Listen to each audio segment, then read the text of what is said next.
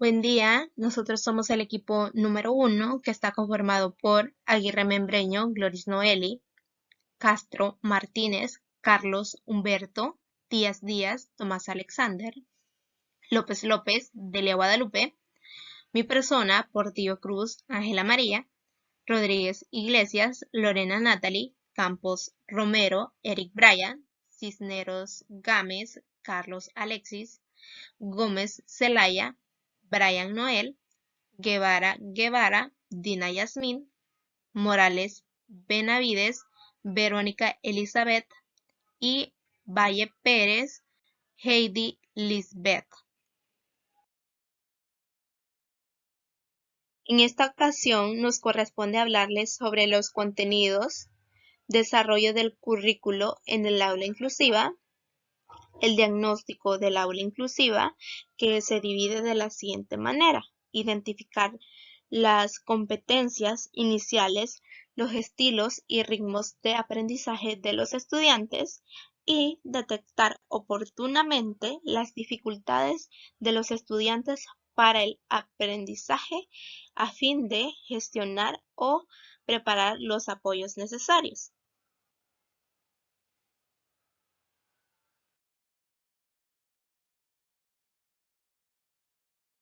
Desarrollo del currículo en el aula inclusiva.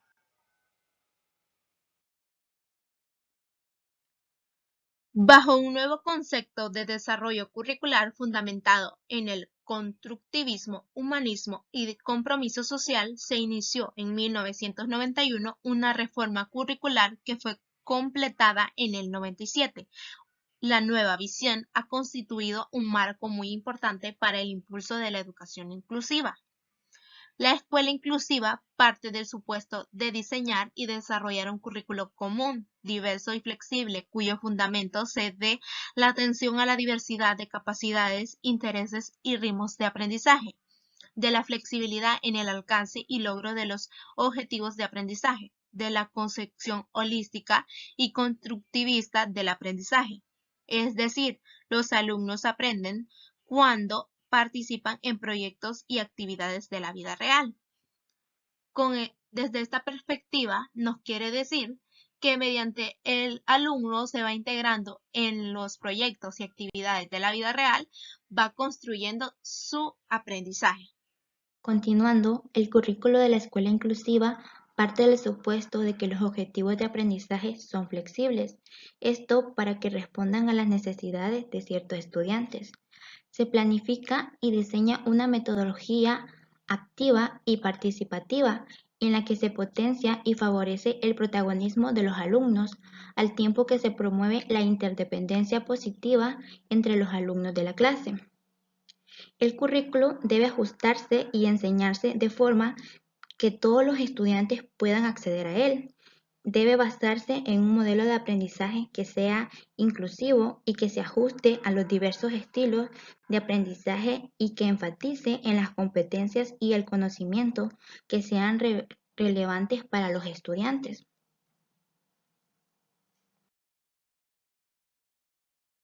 Al alumno se le proporcionan apoyos dentro del aula, por medio del fomento de redes naturales de apoyo como los círculos de amigos, el aprendizaje cooperativo y el espíritu de cooperación y colaboración, así como también por medio de la adaptación del aula, el sistema de apoyo, la aplicación habitual de las medidas metodológicas extraordinarias y el proyecto curricular no solo se modifican para ayudar al que lo necesita, sino que los demás también se benefician de esa ayuda.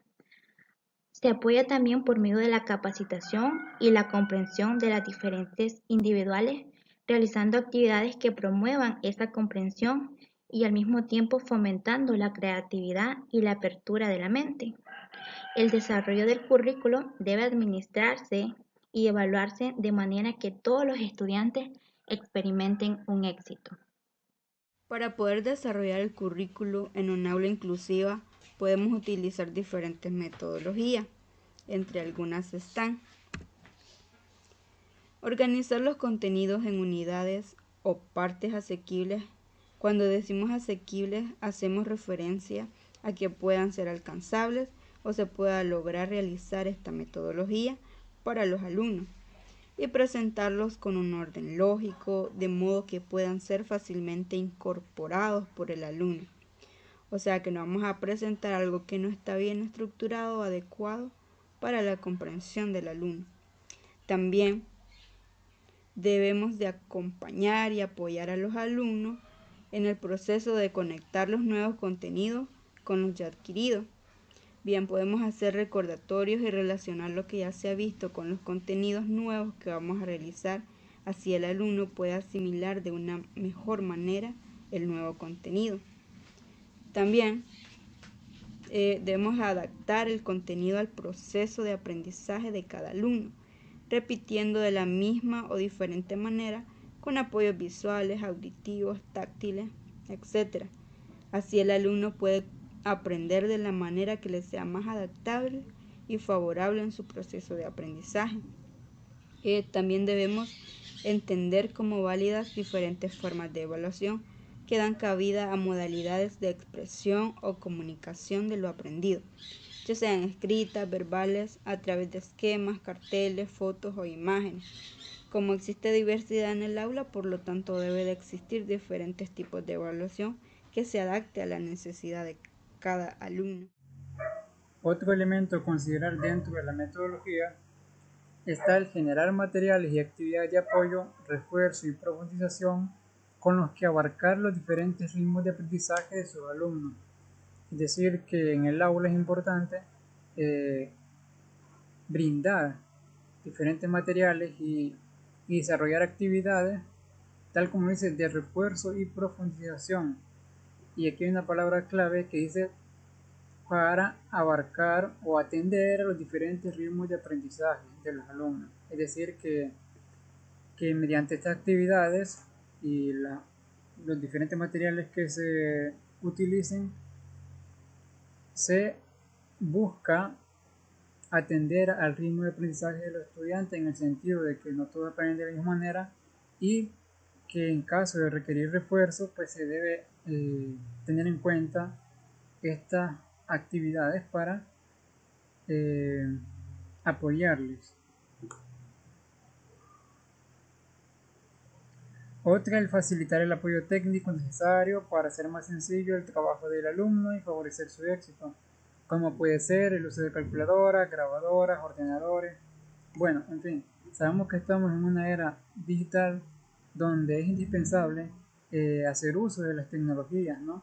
Para desarrollar diferentes actividades en el quehacer educativo, tanto por parte del docente, pero en este caso hablamos de que al estudiante se le brinden esas herramientas. Esto, claro, depende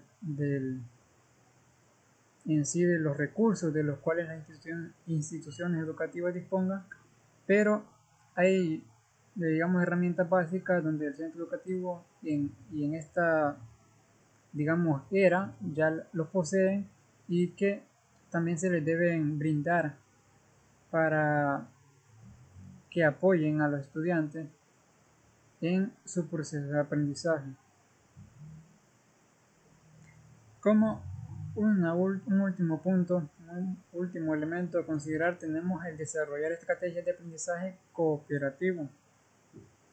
Es decir, dentro del aula inclusiva se trata de desarrollar estrategias que fomenten, en este caso, hablamos del aprendizaje cooperativo, es decir, el aprendizaje conjunto, ya sea mediante trabajo en equipos, actividades en las cuales los alumnos interactúen entre sí de una forma organizada, y esto ayuda pues a fomentar la aceptación a las diferencias individuales y habilidades que cada estudiante posee.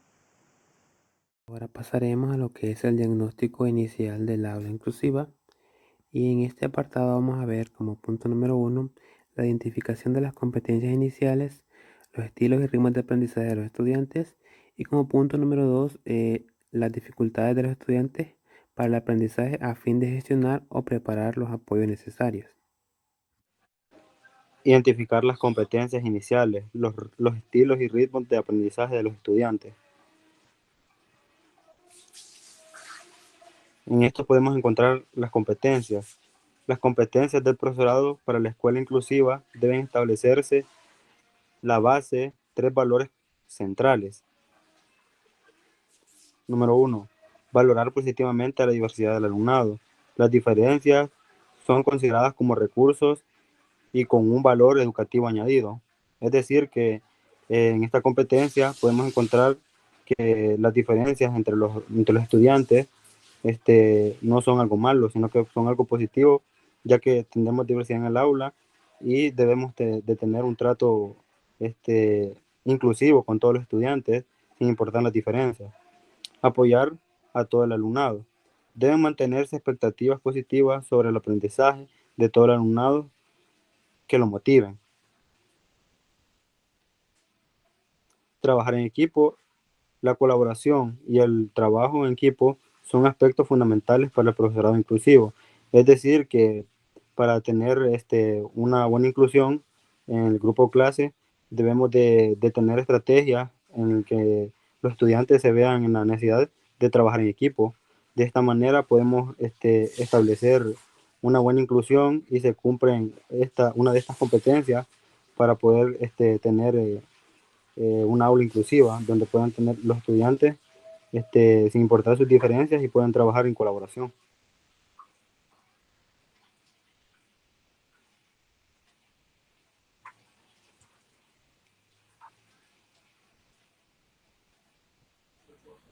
Bueno, competencias que deben adquirir los docentes a través de los programas formativos en el ámbito de la educación inclusiva. Competencias pedagógicas didácticas, competencias de gestión de grupo de aprendizaje, competencias de gestión de grupo de aprendizaje colaborativo y competencias éticas.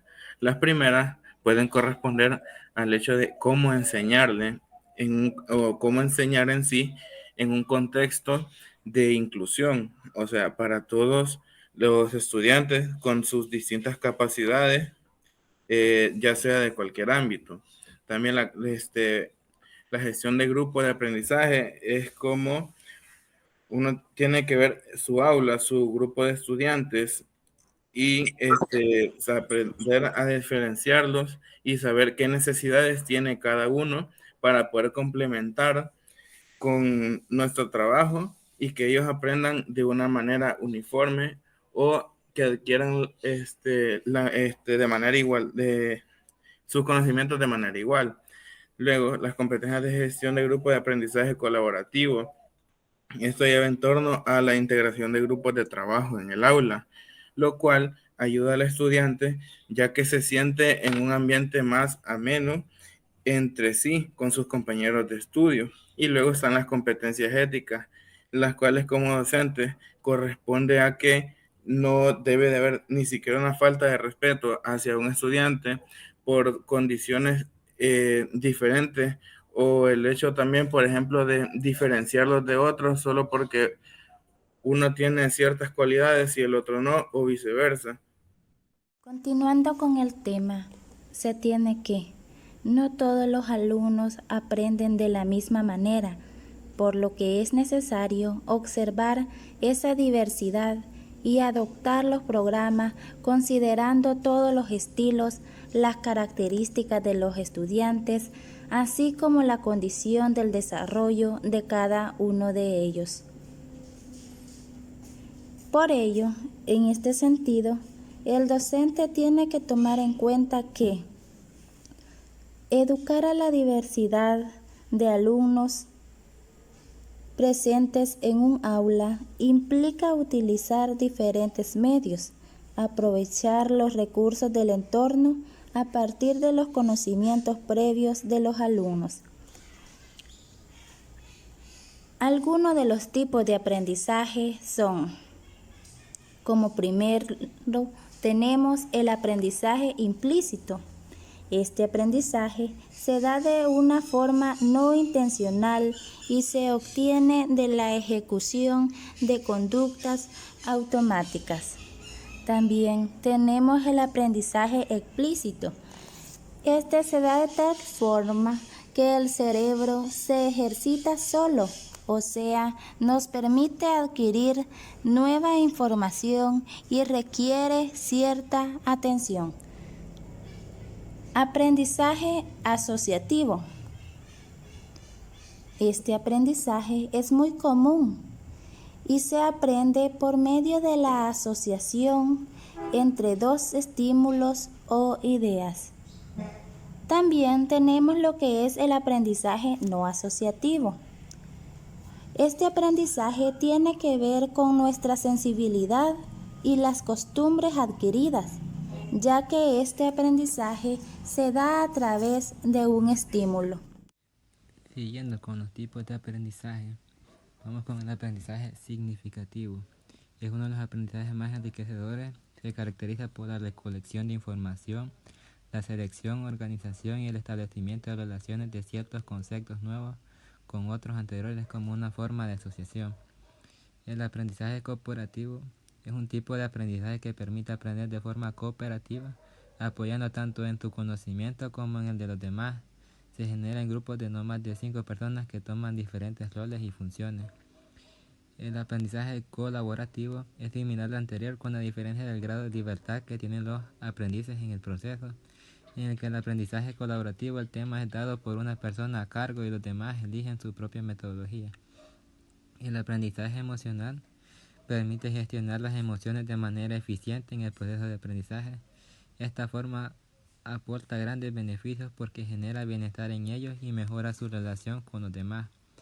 Y con el aprendizaje observacional, la observación también es una forma de aprendizaje. Este tipo se basa en una situación modelo donde participa una persona que realiza una acción y da el ejemplo a otro que observa y aprende el proceso.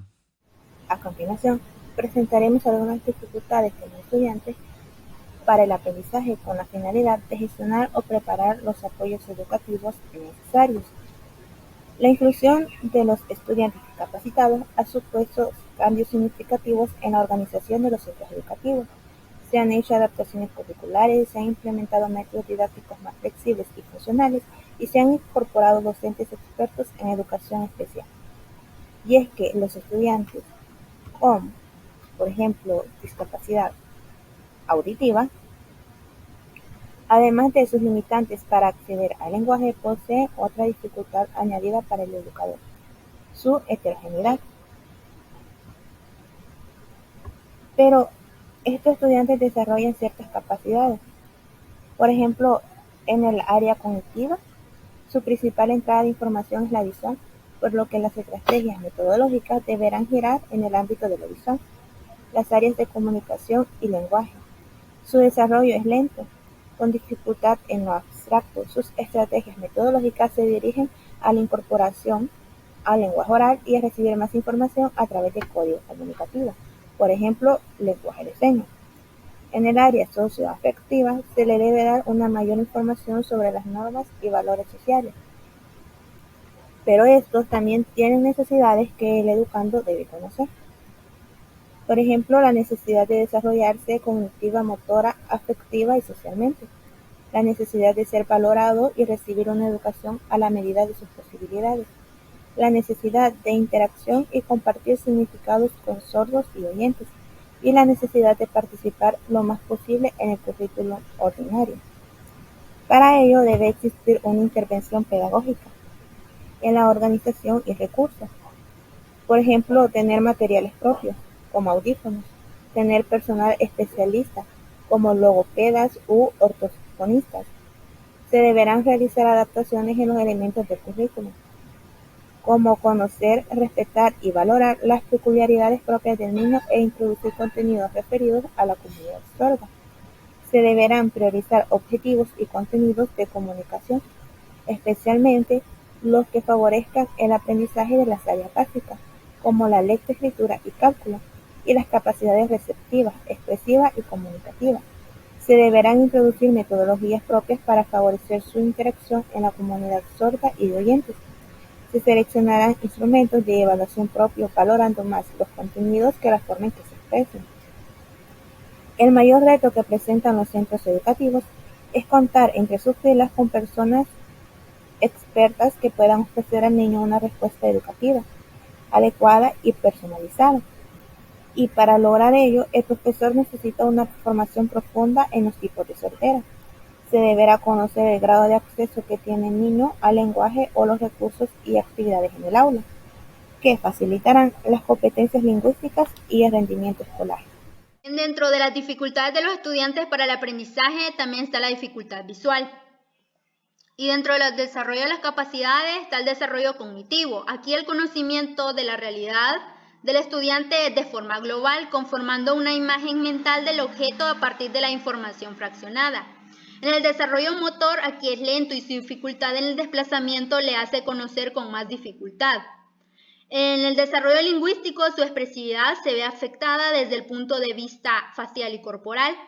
Y en el desarrollo socioafectivo, aquí necesita que se le ayude a que consiga una autoimagen positiva que le permita aceptarse y quererse a sí mismo. Igualmente, fomentar su autonomía personal y social. Estos estudiantes tienen necesidades tales como recibir una buena estimulación, recibir información continua con instrucciones orales claras, ya que los aprendizajes adquieren verdadero significado si se acompaña de explicaciones precisas y ajustadas por parte del profesor. También utilizar materiales y recursos adecuados y trabajar hábitos de movilidad, independencia, autonomía y autoestima. En la intervención pedagógica se pueden realizar adaptaciones de acceso al currículo, como estructura y organización espacial, iluminación adecuada y suficiente, ayudas técnicas, ayudas físicas a la movilidad y auxiliares ópticos como lupas, telescopios, líneas braille, personal especialista y de apoyo a la integración, estimulación temprana, sistema braille. Actualmente, el avance tecnológico ha permitido un desarrollo importante en esta área. Así se cuenta con una serie de dispositivos importantes, entre ellos instrumentos, materiales, juegos, detectores de obstáculos colocados sobre las gafas o bastón, computadoras, líneas braille, sintetizadores de voz, programas de amplificación de caracteres, entre otros. Algunas técnicas para trabajar con estudiantes con deficiencias visuales son trabajar con el barro, plastilina, dibujos en relieve, fomentar la educación física, la formación musical, la mecanografía. En décadas anteriores, los estudiantes que padecían una limitación visual importante eran entrenados exclusivamente en la utilización del braille como método para acceder a la lectoescritura. En la actualidad se tienen en cuenta criterios como la inteligencia, la capacidad para codificar y procesar el pensamiento, las habilidades motrices, las destrezas manipulativas, la habilitación y la funcionalidad visual, las necesidades y los intereses lectores, etc., siendo especialmente relevante el de la estabilidad del grado de pérdida visual para decidir cuál es el código que satisface mejor las necesidades de un alumno en concreto. Seguimos con lo que es la continuidad, hablando sobre las dificultades que el estudiante puede tener a la hora de su aprendizaje. En este caso hablamos sobre la dificultad motora. En primer lugar tenemos el desarrollo de las capacidades que puede tener lo que es un estudiante. Cuando hablamos que el alumno tiene lo que es una capacidad cognitiva con deficiencias motóricas, usualmente podemos decir que esto no afecta, pero puede dificultarse a la hora de expresarse, como por ejemplo podemos conocer el caso del parálisis cerebral. Muchas veces se necesitan lo que es medios alternativos de lenguaje hablado para poder desarrollar sus capacidades. En este caso, el desarrollo de la capacidad socioafectiva juega un papel muy importante dentro de esta dificultad, en este caso es la motivación, pues tanto los conocimientos, tanto los acontecimientos y pues las personas de su entorno que le rodeen al estudiante van a ser de gran ayuda para que él se pueda motivar a poder desarrollar sus propias capacidades a la hora de ejercer una actividad o tarea. Ahora, en el segundo punto tenemos lo que son las necesidades que el estudiante posee delante de esta dificultad, que es la motora.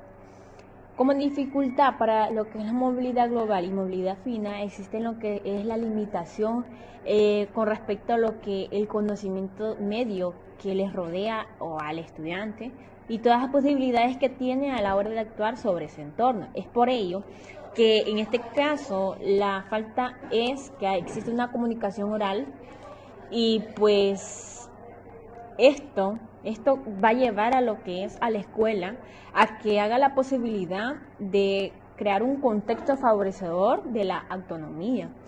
También crear lo que son alternativas para la comunicación, adaptaciones o también lo que son recursos técnicos para facilitar de una u otra manera el conocimiento del entorno y la comunicación que el estudiante puede tener a la hora de poder socializar con los demás. Bien, la pregunta es, ¿cómo puede intervenir lo que es la pedagogía dentro de esta dificultad o sobre esta problemática que puede tener lo que es el estudiante? En este caso, la intervención pedagógica tiene lo que es el acceso principalmente a lo que es, por ejemplo, barandillas, pasamanos, ventanas accesibles, sillas adaptadas, puertas anchas, claro, para que, por ejemplo, las personas que digamos que no están como en silla de rueda, obviamente los estudiantes puedan pasar, ¿verdad? Tienen que haber baños accesibles para este tipo de estudiantes, es transporte escolar propio y con múltiples adaptaciones.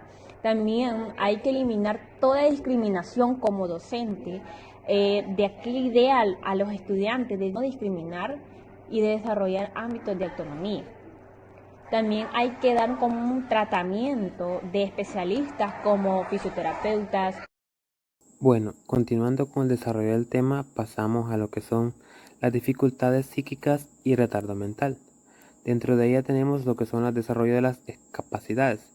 En esta está lo que es una capacidad cognitiva y esta es donde el estudiante tiene limitaciones en todos los procesos de aprendizaje. También tenemos el desarrollo lingüístico. Esta es la que ayuda al desarrollo cognitivo y es el gran mediador del aprendizaje. Por último tenemos el desarrollo socioafectivo. Esta es donde se da la formación de hábitos básicos de orden, como lo es el control, cuidado personal, conductas socialmente aceptadas y relaciones interpersonales correctas. Luego pasamos a lo que son las necesidades. Dentro de las necesidades tenemos lo que son la formación de grupos pequeños, búsqueda de métodos de estimulación como lo que es la motora lingüística, lectoescritura, lógica, que se pueden adaptar a su circunstancia personal. Por último tenemos lo que es la intervención pedagógica, y es acá donde tenemos las adaptaciones de acceso. En esta pueden influir el personal como es el profesor de apoyo, logópedas, es decir, personas que se encargan del tratamiento de personas que tienen problemas de comunicación. Las adaptaciones curriculares, en esta se priorizan los siguientes aspectos, como es la comunicación, respeto por el ritmo de emisión, lectoescritura, matemáticas o socialización. También tenemos lo que son los hábitos básicos, como es el orden, el autocontrol, cuidado de los objetos, normas básicas del cuidado personal, la autonomía. También se realizarán programas de hábitos de autonomía, como la salud e higiene, cuyos contenidos pueden ser aseo personal, ya sea utilizar los utensilios de la bolsa de aseo, la comida, saber los momentos del día para comer, comprar, cocinar, uso de servicios e instrumentos de comida, transporte, casa, limpieza, y también la participación en actividades como son el recreo, deportes y salidas. También conocer los medios de comunicación, conocer y respetar las normas y señales de tránsito, conocer e interesarse por las fiestas locales, etc. Luego pasaremos a lo que son las dificultades de conducta. Como primer punto tenemos el desarrollo de las capacidades. En estas tenemos las capacidades socioafectivas y es en el caso que los alumnos con conductas problemáticas imposibilitan el proceso de enseñanza y aprendizaje. Normalmente son los que interrumpen el proceso de la actividad o el ejercicio de una habilidad que se esté ejecutando. Frecuentemente también tienen conductas que son aversivas y lesivas para los otros o para sí mismos. Tenemos también lo que son las necesidades. En este caso es de tener un contexto directo y estructurado. Deben de aprender habilidades y estrategias de control para alcanzar un mayor grado de autonomía y control del medio. Por último tenemos lo que son la intervención pedagógica. Acá tenemos las adaptaciones de acceso, que pueden ser la organización estructurada de un ambiente educativo, también priorizar métodos de enseñanza natural, favorecer la motivación y reforzamiento potente, hacer gratificante las situaciones de enseñanza-aprendizaje. Luego tenemos lo que son los recursos personales. Acá entran los logópedas que mencioné anteriormente, los fisioterapeutas, los profesores y cuidadores. También tenemos lo que son las adaptaciones curriculares. Acá entran lo que son los recursos materiales propios de las áreas, los espacios temporales, la organización de los grupos y horarios flexibles. También tenemos lo que son las técnicas de relajación, que estas se pueden realizar fuera del aula con la ayuda del fisioterapeuta. También el tratamiento cognitivo-conductual, haciendo uso del lenguaje para regular la conducta y el autocontrol. Eso sería toda la exposición. Muchas gracias.